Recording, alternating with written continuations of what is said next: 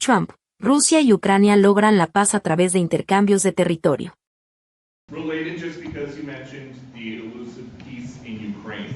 Right. Who is holding up this Ukraine ceasefire summit? Is it Putin or is it Zelensky? Well, I think it's that one is, as you know, we've been working on a lot of these deals. We've closed every single one of them all throughout the world, and that's the last of them. And they're losing, Peter, about 6, maybe even 7,000 soldiers every single week. Russia, as you know, lost almost 25,000 over the last month and a half, and Ukraine lost just a small number, fewer. It's a lot of people are dying, and I think we're getting very close. And we're going to be announcing later on. We're going to have a meeting with Russia. We'll start off with Russia, and we'll announce a location. I think the location will be a very popular one for a lot of reasons. But we'll be announcing that a little bit later. I just don't want to do it now because of the importance of what we just did. They're losing, Peter, about 6, maybe even 7,000 soldiers every single week. Russia, as you know, lost almost 25,000 over the last month and a half, and Ukraine lost just a small number, fewer. It's a lot of people are dying, and I think we're getting very close. And we're going to be announcing later on. We're going to have a meeting with Russia. We'll start off with Russia, and we'll announce a location. I think the location will be a very popular one for a lot of reasons. But we'll be announcing that a little bit later. I just don't want to do it now because of the importance of what we just did. And I completely understand. Yeah, please, go ahead. Hasn't figured out by now, in years of war, how to deal with you and to deal with Putin without needing permission to make concessions from his parliament or from a national referendum. Well, he's going out and getting what he needs. You know, he's not authorized to do certain things. I said, well, you're going to have to get it fast because, you know, we're getting very close to a deal.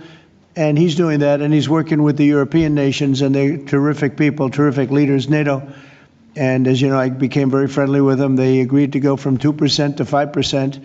2% that they didn't pay to 5% that they've already paid.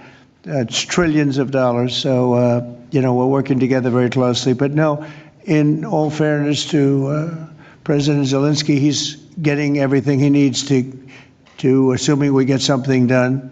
But Mr. President, with this meeting with Putin, is this Russia's last chance to achieve peace? And do you expect Ukraine to make any type of territorial concession? Yeah, I don't like using the term last chance. Look, it's, you know, look, this is two very, very smart people. They've been going at it and their predecessors also very smart. And they've been going at it for 35 years. It's tough. And, you know, when those guns start going off, it's awfully tough to get them to stop. It really does. It's a war that should have never happened. It would have never happened if I were president. There was no reason for it. So many people are killed, so much cultural destruction. You look at those magnificent towers, the most beautiful in the world. You know, the spires were considered the most beautiful in the world. They're all in a million pieces laying on the ground, all obliterated, knocked into a million pieces. So sad. But millions of people have died.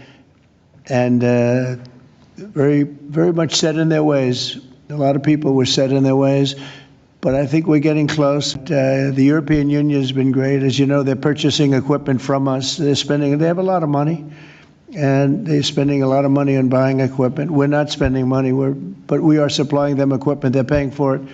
And I think, you know, that a lot of things happened recently that would make this go forward. I'm not going to mention anything having to do with India, but maybe that had an impact. But what really had an impact was NATO has stepped up in terms of their spending on buying military equipment. You know, we're in for probably through Biden and his people, $350 billion. $350 billion. When they hear these numbers, you're saying that's a lot of money. $350 billion the United States has spent on that. It should have spent nothing because it should have never happened. It would have never happened. And Europe is in for over $100 billion, which is, it should be the opposite if we were in for anything, but it should be the opposite. And I will say that Europe wants to see peace. The European leaders want to see peace. President Putin, I believe, wants to see peace, and Zelensky wants to see peace. Now, President Zelensky has to get all of his everything he needs, because he's going to have to get ready to sign something. Well, you're looking at territory that's been fought over for 3.5 years with, a lot of Russians have died, a lot of Ukrainians have died. So we're looking at that, but we're actually looking to get some back and some swapping. It's complicated. It's actually nothing easy. It's very complicated, but we're going to get some back. We're going to get some switched. There'll be some swapping of territories to the betterment of both. And but we'll be talking about that either later or tomorrow or whatever. To ask you, have you spoken to Russian President Putin yet? And would you go to Russia or Ukraine? And what exactly would you say to him? We'll be announcing a location in maybe a little while, and I think you'll be very happy. We'll see what happens, right? All we can do is do our best. We've been working on this one for a long time. This is a very complicated one also. This was extremely complicated, but we made it less complicated, and we had two very brilliant people on my right and my left. They understood what was at stake. I think if it didn't get done now, it might have never gotten done. So this is the same, very similar with Ukraine. It became more and more complicated as time went on. It was simple at the beginning. It wasn't going to happen. But it became more and more complicated. But I think we're getting close. Yes, ma'am.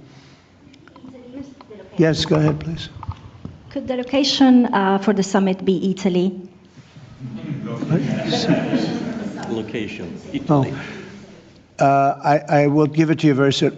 Honestly, I don't want to do anything. These guys, I don't want to do anything where that's like, because this is a bigger story than a location. A location's good. I'm a real estate person. I know about location, but there's nothing to compete with this in terms of what we're doing today. It's just such a great achievement for these two. Really, they'll go down as great leaders for what they did. I put them together, but what they have been able, and I don't want to do anything. So we'll talk about it later. Today, we'll give you a location today. Cartels too. You were talking about sending military forces to fight against the drug cartels in Latin America. Do you think it's worth sending our forces, our U.S. forces there to take this on? Cartels where? Central Latin America. Well, Latin America's got a lot of cartels. They've got a lot of drugs flowing. So, we want to protect our country. We have to protect our country. We haven't been doing it for 4 years. And we love this country like they love their countries. We have to protect our country. So, we're playing a tough game, but we'll have more to say about that soon. Yes, ma'am.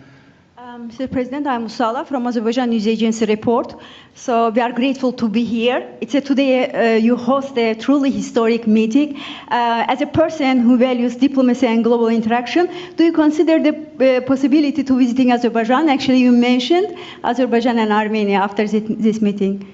Well, to visit our countries, do you consider to visit? Wow. Which one do I consider better? Both, yes. Both. Oh, I think if I ever said that you would say this guy couldn't have solved the problem.